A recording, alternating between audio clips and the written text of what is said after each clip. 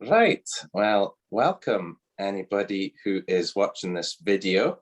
Is a session by ShetlandForwirds for the Hands Up for Trad Scots Language Awards that Simon Tumar has invited us to participate in again, and we're right glad to be here. My name is Bruce Johnson, and I'm joined by my co-convener of ShetlandForwirds, Anne-Marie Anderson. And we're sort of social media guru, Alex Wiley. Thank you both for coming along to record this with me. We will be looking a pretty bit at the year it's a what we've done in the last 12 months. We did one of these the last time when we had just launched our social media. We're been online for a year now on Facebook and Instagram, and we've been active doing other projects, so we'll speak about some of that today. It's certainly been a busy year for us. Is there any highlights for the year for you, Anne-Marie, that you'd like to start us off with? I think one of the highlights is I've been working alongside the education group. We have 3 groups within ShetlandForwirds, and working with that group, it's we've been making education packs to put out to primary 1 to 3 bairns. So I've been busy drawing illustrations for colouring pages over the summer months, so that's kept me really busy. Yeah, no, we'll definitely speak a bit more about that today. Alex, what about you? Is there a highlight for social media engagement that's been a highlight for you over the last year? Yeah, I actually just think that some of the videos that we've produced and put out have been really good. I especially really enjoyed we did one for Halloween last year, and it was good getting sort of older recordings from the website and giving them like a new lease of life and getting some visuals to them and getting them on the Instagram and the Facebook, and they were received really well, and people liked hearing voices they recognized and then voices that maybe they hadn't heard in a while, so that was really good fun. That's right, yeah. Halloween coming up again.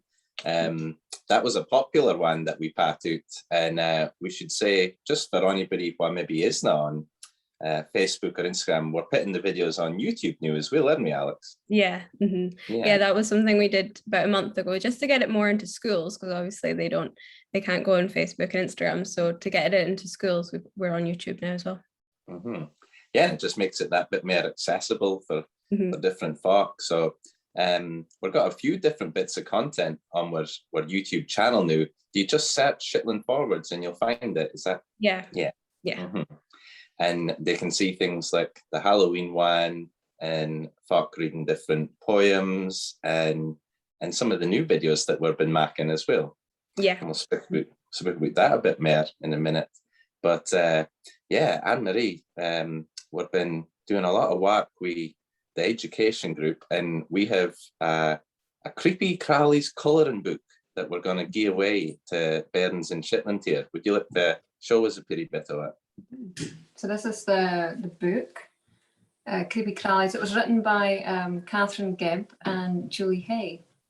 So on the website, it was clip art that was mainly used. So we thought it would be a nice way to maybe revamp it and do some colouring pictures to gang along with the book. So one sleek at speeder ogen up the wall. Yeah, the Creepy Crawley's counting rhyme, isn't it? Yeah. So it's in a pretty booklet, so they can take them home and colour in. And we produced a pretty ShetlandForwirds tote bag as well. Why's you on the tote bag, Anne-Marie? Dratzy. That's our mascot. Mm-hmm. Dratzy is the Shetland word for an otter. Mm-hmm. And then we also have... Young Dratzy's the only one that wears the ShetlandForwirds t-shirt, though. Yeah. So we have a pretty sticker as well with Dratzy. Yeah. Yeah, it's a nice pretty book, and it's a nice way to win. Well, hopefully we'll win into the skills and get them to the bairns, and just highlight to teachers what is available on the website for them to use in classes, and hopefully this will engage with a lot of folk by doing this pretty giveaway. Yeah, and we had the pretty colouring books printed, and the bags and the stickers, and that was paid for. The bulk of it was paid for by the Zetland Educational Trust. So we should say thank you very much to them for giving us that money. We're here in Shetland Forwards is a registered charity and a community group, so we were able to apply for that funding to buy these books. And it was the Anne-Marie who did the pictures inside, wasn't it? Mm-hmm. I had a lot of fun doing it. I really enjoyed it. And I can't wait to maybe get my hands on some more resources and just give them a new lease of life as well. Yeah, it's a big thing in education, isn't it? That we have loads of Shetland dialect poems and stories and different texts that could be used, but you want it to be modern and vibrant and interesting for the parents, don't you? Oh yeah, just something that'll grab their attention as well. So, and by having this resource, the pictures will be putting online as well, so the teachers can click on the PDFs and print off colouring pages or sheets where they can go on a creepy crawly hunt and finna the pretty bugs. Yeah, it's a pretty poem about mini beasts, isn't it? It's the Shetland names for there's a daddy langlegs, but it's a willy langlegs, and there's the different Shetland names for different mini beasts that hopefully, if the schools are doing that with the parents in the lower primaries, then they can use this resources at the same time. Fingers crossed. And fingers crossed.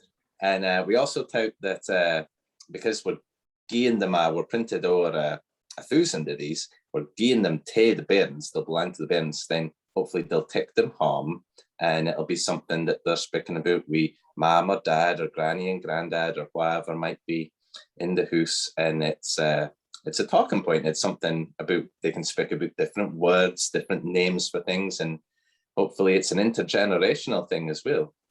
I hope so, yeah. No, I'm really excited about where this could go. Yeah, definitely. And one other thing that's going in the gift bag is a book for Christine DeLuca, the Shetland. She's a poet and also a Bairns book writer, and she's generously gifted some books to us, and we're Forwards is buying more, and we're going to give them to the schools as well. Yeah, it's a lovely pretty book. Grotty, Bucky and Tiddly Widdly. Yeah. Mm-hmm. No, it's lovely. It's quite a different one for some of the things that Christine's done before, and it's going to be right good seeing it used in schools across Shetland.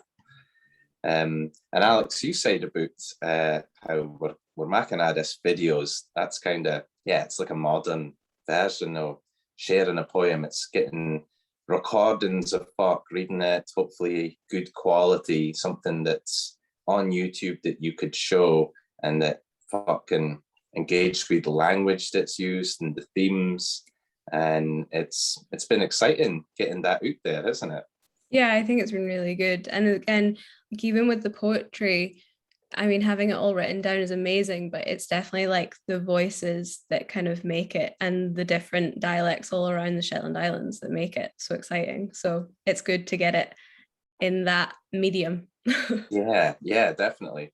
Because it's a language that we're speaking, and that's best when heard, being read out aloud. And the idea of making videos was something that your partner Jonathan really took and ran with. The idea of, well, it doesn't need to just be a talking head talking in a video. It can have animation. It can have captions that help illustrate what words are, what they mean, things like that. So tell us about what we've been doing there. Well, in a way, we just got really lucky with that, because Jonathan's twin sister Lauren did animation at university, and she is an incredible artist. So along with the talking heads, we have sort of animations coming together of what the words mean. And I think that's brilliant, because I mean, everybody describes them really well, but having that animation of someone falling down the stairs, like, you know exactly what they're talking about with that. And I think also it just splits up the talking heads a little bit. It's definitely different. You definitely stick around to watch it. Even when I put them up, I tend to use the animation as like the thumbnail. So you see it and you're like instantly like, oh, this is interesting. What is ShetlandForwirds up to? Mm-hmm. Yeah, definitely. No, Lauren's animations are really bringing them to life. Where we started by pitting out, the first video was about descriptive words, a lot of different words for describing characters, different types of folk. And we're just last week pitting out one that's all about folk speaking about the water. Mm-hmm. And then we have one more to come, don't we? Yes, we have the dirty one, which is brilliant to tell people about. A dirty film. Yes, it is just about getting very messy and muddy in Shetland, which is a common theme. Yeah, no, when we first was having the ideas for what these themes for these 3 videos could be, then the idea of the dirty film was, well, there were so many different words we could get folk to speak about, and that's a big part of the videos that I think has been one of the things I'm enjoyed most about watching them is you see like me sitting and saying, here's different words that I use and what they mean. And then we go to a wife doing the rod, and then an older man doing that other rod, and an older wife and a younger lass. And we had these different generations, and it's just folk speaking some as the way that we are new about the way they use these words, why they might have learned them first, what ones they like to use regularly. That's been a really good outcome of making that videos, isn't it, Alex? Yeah, I think so. And I think as well, I mean, almost everybody like knew the words and knew how they used it, but there is occasionally like a different spin, like just a different area of the Shetland Isles, and they just use it slightly differently. And that's really been interesting. And even some of them, we went back to the dictionary and they had a completely different, what they'd written in the dictionary was sort of outdated. Like we didn't use it in that way anymore. And that was really interesting. And as well, just like the films overall, that for instance, that Shetland has so many different words for mud and snow, is that you see what's kind of important to the islands. It's clearly we're all out getting messy because we're working in fields and working with the sheep, or it's snowing, or it's raining, or it's like windy, like all these things that we describe on a daily that maybe we don't need those words in English, but we have different words for them in the dialect. Yeah, I really look at when Brian's on it speaking, and he's speaking about working away on his car and cars getting stuck, and that's obviously something that happens the whole time. Yeah. Taking vehicles off road the whole time. Yeah, no, exactly. And what have you been making of the videos, Anne-Marie? I've loved watching them. I think especially watching them and seeing the different age groups is fascinating. I think just the different pronunciations.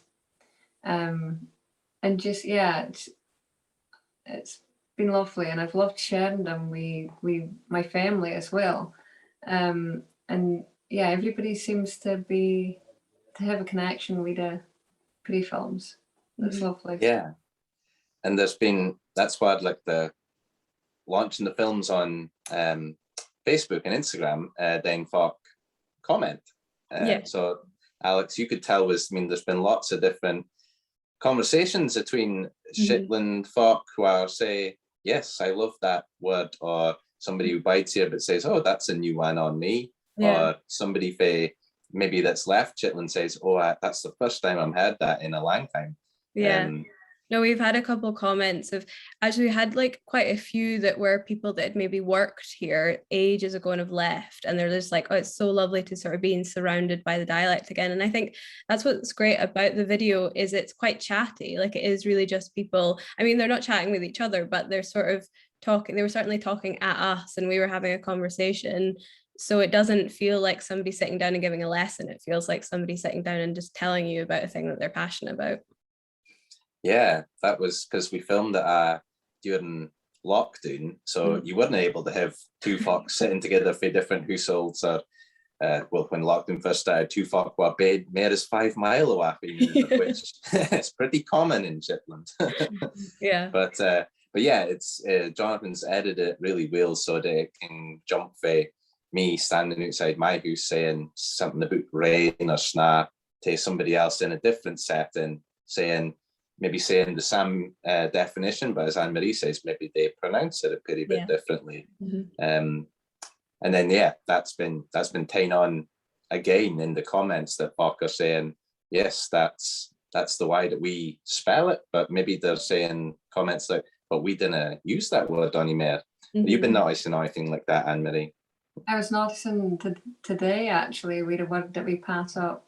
Was it yesterday? Flatchy? Yeah. And like we used to sleep on flatchies to heal time when we were pretty gan to me grandfolk's house. And folk here at Walls say shaky doon. So they've got a completely different word for the same thing. And it started a really interesting conversation on the media channels. Yeah, and that's, I'm not seeing that comments, but already in my head, the idea in my head is that it's a shacky. Is that what it's referring to, that they might shack it out? Yeah, well, I think so. That's what I hear in my head, like just a shacky and then put it down on the flare. Yeah. Yeah, I don't know if anybody said if they came why that is, that there's a different word there. Oh no, we have local words here that's different. Well, that's it. For anybody that's watching this down in Scotland, then what they might be thinking to themselves is, yes, that Shetland folk there are saying muckle the Sam is what the folk down in Scotland might be saying sometimes, and they maybe pronounce it differently or there's a twist. And that happens within Shetland, and maybe not everybody realises that. And one of the obvious examples is the Isle that do bites on, Anne-Marie. Yeah, I bite on the Isle of Walsa, so there's I'm been here for 20 years now, so yeah, I maybe started to bits of the language starting to creep in, but it's got a very broad dialect here, and they've certainly held on to their Shetland tongue. And it is interesting doing things like putting out a video explaining Shetland words on Facebook, because the words do change across Shetland, and at ShetlandForwirds we really like that. We really like hearing when somebody says that on this side of the aisle we pronounce it differently, or it's a word we didn't use. And it's brilliant having that conversations like recorded online, like different folk commenting, and again, it's not just in the hairdresser or in the pub that folk might be speaking about it and nobody else gets the kind about it. It's interesting sharing the Shetland lifestyle like that. I think one of the more interesting things that's come up with social media is like the digitalk of it, which is people actually writing down how they chat for the first times. It's not poetry and it's not stories being told, it's just chatting, and nobody writes that down in Shetland because you don't write down your chat until very recently. And so we didn't have that written account of how just people talk to each other, and it's so interesting.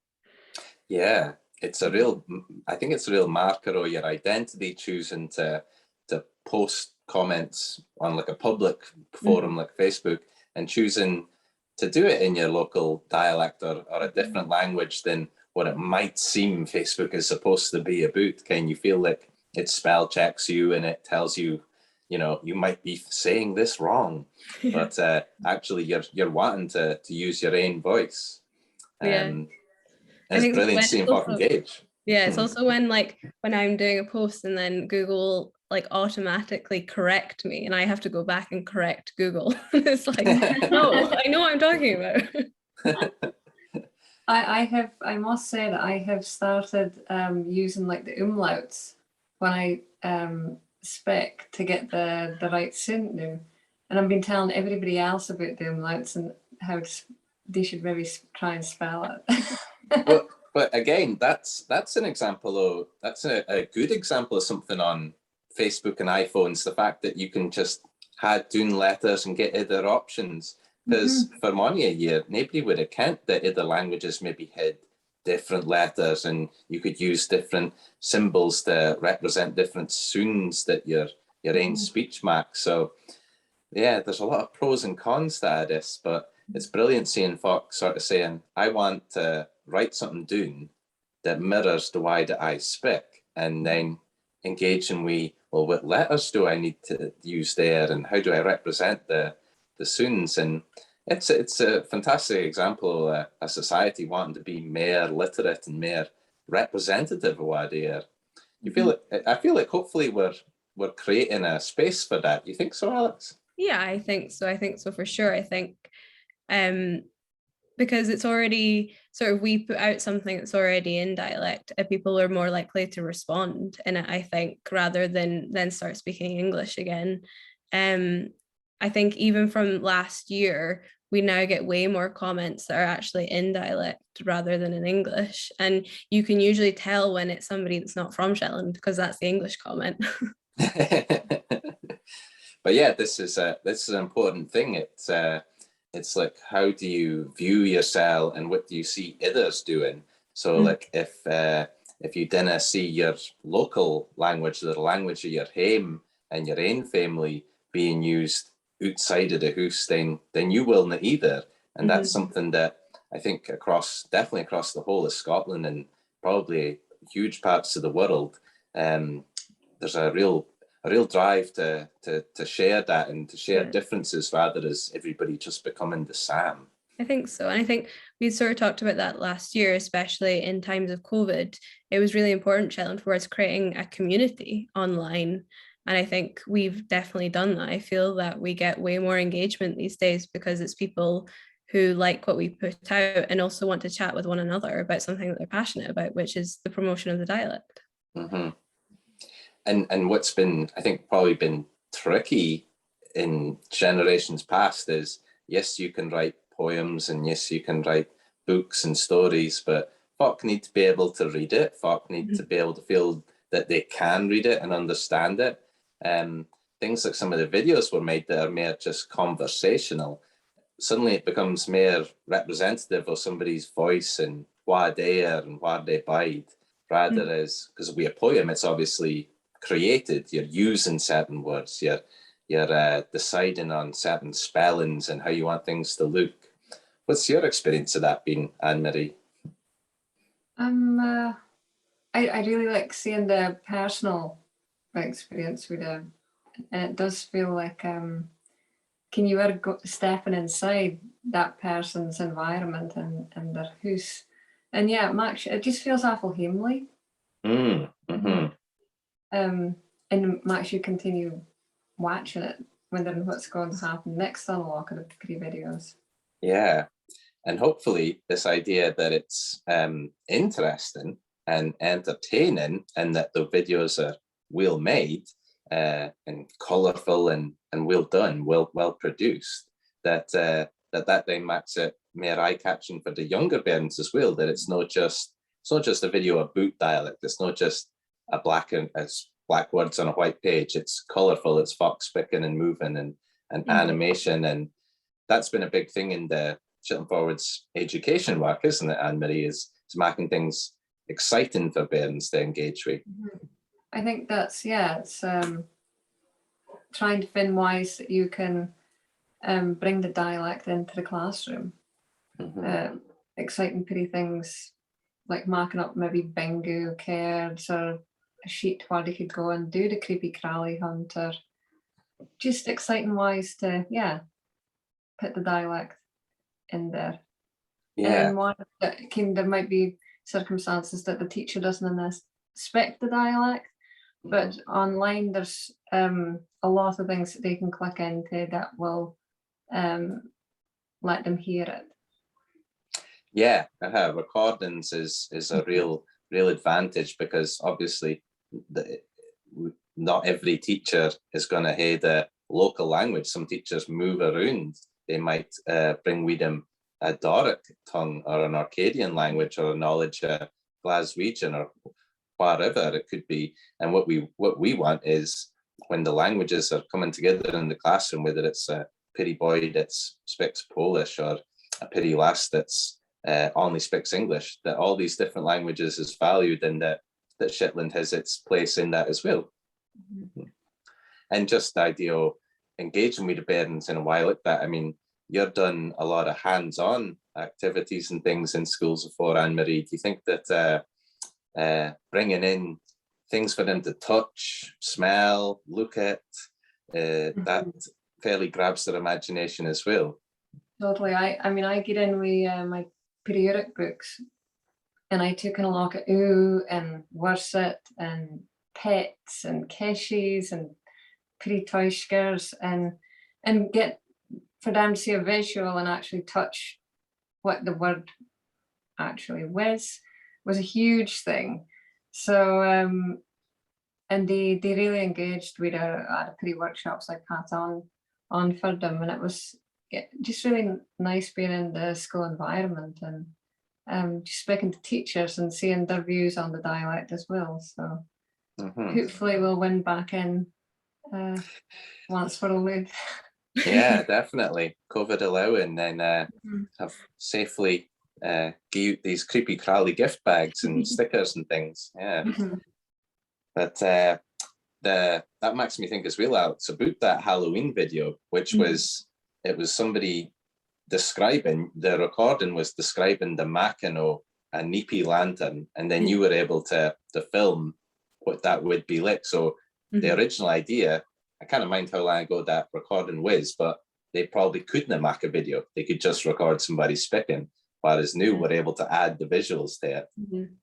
Yeah, I think that's something that we definitely want to continue doing, is taking, there's so much on the website, and it's just how to make that much more exciting, because even to a certain extent, playing a recording in a classroom probably isn't going to be as engaging as watching a video, and the kids are getting the same information, but they're just going to take it in better. And I think the visuals help as well.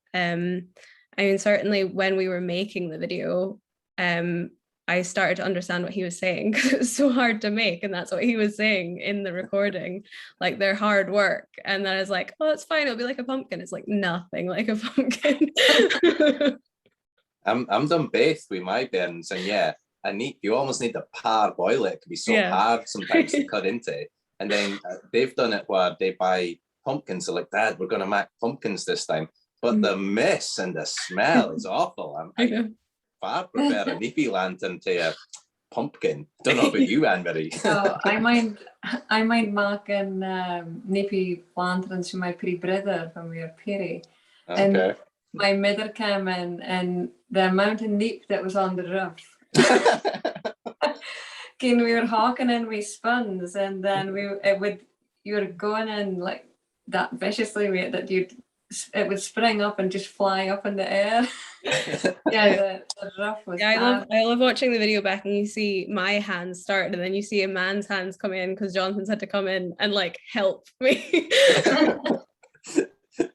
Alex is just doing it like it's a boiled egg, just taking it teeny bits. Yeah, I'm like, just get me started, and then I can do it. It's fine. I'm like, no, come back. This really hard. It is. It gets you good muscles. But yeah, we're mentioning the website. We should say for anybody watching that you can film us on Facebook and Instagram and YouTube now as well. Our website, if you Google Shetland Dialect, you'll find us www.shetlanddialect.org.uk. And we should say that we're awful glad that we're being nominated for an award this year for the work that we've done on our website and social media and the various different things we're doing. We were delighted to hear that we were being nominated for Project of the Year, and we've been doing our best to get some votes this week. We've been in the local press, and we've been telling friends and family, and yeah, we should say a big thank you to Simon Tumeyer and Hands Up for Trad. It's a tough group to be nominated in. We some other really interesting, really well done projects, but it's something we're right glad about, isn't it, Anne-Marie? Oh, I would demand be nominated. Yeah, it's delightful. After the year that we're had, and then hearing news, it was kind of put a spring in your step, and wanting to continue doing the the good work that we have been doing for ShetlandForwirds. So yeah, thank you. And of course, Alex, you'll ken more as anybody. One of the reasons for making things like Facebook and that is we want to engage with more as just Shetland. We want to share the voices of this peerie set of isles. Let's be honest, Shetland's a peerie place, but there's a lot of interesting things to say, and there's a lot of interesting things that go on, and we're really proud of the fact that we can share that. And it's lovely that there's other folk across Scotland who is enjoyed watching what we've been doing and enjoys engaging with us, isn't it? Yeah, no, we've got a couple of people lately that have engaged that have just asked, could you possibly post captions in English as well, just so we get a better idea of what you're talking about? And that's really cool. And I think as well, like even inspiring other parts of Scotland to maybe take an interest in their local dialect is really amazing. So they have an interest in the Shetland dialect, and then they turn around and be like, actually, there's part like outside of Glasgow, there's words that they don't use in Edinburgh. Let's celebrate that. I think that's really cool. Absolutely, yeah. No, it's nothing unique to Shetland, this idea that taking pride in your local language, even if it's only a small amount of speakers, it's still something to treasure and to be proud of and to share. It's probably a relatively recent thing, this idea of sharing what's different about you.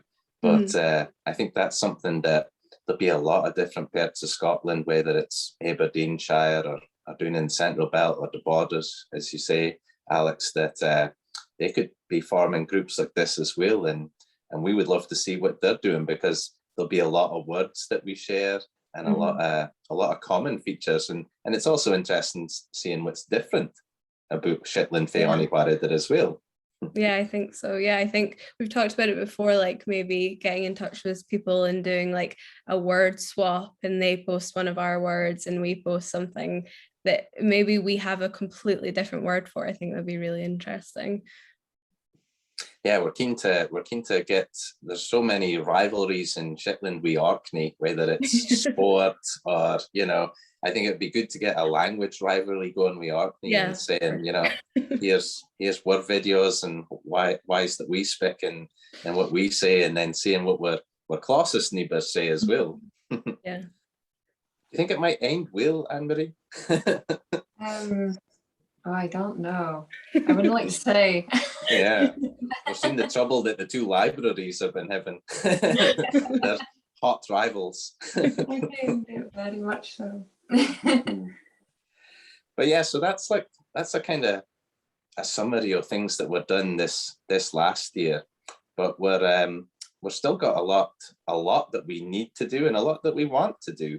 There's things on the website that we would like to update, things that we would like to share more, things that we have a lot of creative folk, and we have a lot of products that we might have a shop on our website or an Etsy page and share stuff that way. What sort of things, Anne-Marie, that you think you would like us to be doing in the future? What are we going to be up to soon? I would like to see more gatherings. We've had gatherings online. We had one at Hurst, and we're hoping to have one at Yull again. And that was a really splendid way to connect with our body for an hour. And we had singing and music the last time, and we're gathering that, and that got doing really well. And so we're always trying to find new dialect speakers to come along. So it's always something new and exciting to watch. Yeah, we should say that he knew that before lockdown, then ShetlandForwirds would always put on. We were always doing our events in a local hall, the local theatre here, just local events. But we locked in, then we started doing it in Zoom, because not only can the folk here in Shetland no get together, but we kind of see anybody outside of Shetland either. So the gatherings has been a great way of getting folk together. And this one at Christmas, the Yull gathering that we're going to do, that'll be online again, and we'd love for folk to come and watch. And if there's anybody who would like to read or sing or say something, then yeah, email us or get in touch on Facebook and let us ken, because we're always eager to hear fae folk, and it's lovely to hear different voices, isn't it? Mm-hmm. What about you, Alex? Plans ahead for social media? I think we'd like to do more videos. So we're kind of at the end of our videos that we'd planned and created. So definitely new plans for videos. We're going to try and share more about the members and the committee and what ShetlandForwirds are doing, because I think at the moment it can sometimes look like we just share words on Facebook. In reality, we have like this whole education behind us, and we're trying to develop products, and it's all brilliant, and we actually don't shout about it enough. And excited to maybe update the website a little bit. I think a lot of our members are. I think that's probably what we've got planned at the moment. Yeah, no, that sounds really good. And on that note, no, sharing enough and shouting about things enough. Anne-Marie, let's give a pretty clap to Alex. What I found out today that she got an A for her dissertation, for her course that she's been doing. Well done, Dee. Yeah. Well done, Alex. We're very proud of you. Very well deserved. Thank you. And now that I'm embarrassed, Alex, I'll say, Anne-Marie, tell us about the new book that you're bringing out. I'm bringing out a new book called Myrtle and Mini, which is about twa hexies. A hexie is an old Shetland dialect word for witch. So I've got some false words in there too. So it's exciting. It's just gone to the printer, so I should hopefully be back in the next couple of weeks. So it's been fun. I've been working alongside the talented artist Derek Robertson, and his illustrations has really brought the characters to life. So excited. Yeah, definitely. Yeah. Mm-hmm. Pity clap for Anne-Marie, Alex. It's going to be a brilliant book, and we'll be mentioning that on social media, so folk can watch this space and find out more for things that we do in the future. Mm-hmm. But let's just say thank you to Simon and Hands Up for Trad and for the nomination for Project of the Year, and we'll speak to our friends from across Scotland after the awards and on the night and see who wins, and best of luck to everybody who has nominated. Yeah, all very well deserved. Very well. Absolutely. Yes, mm-hmm. Right, well, we can say cheerio, and I'll press stop on the recording. So cheerio, everybody. Thank you. Yeah.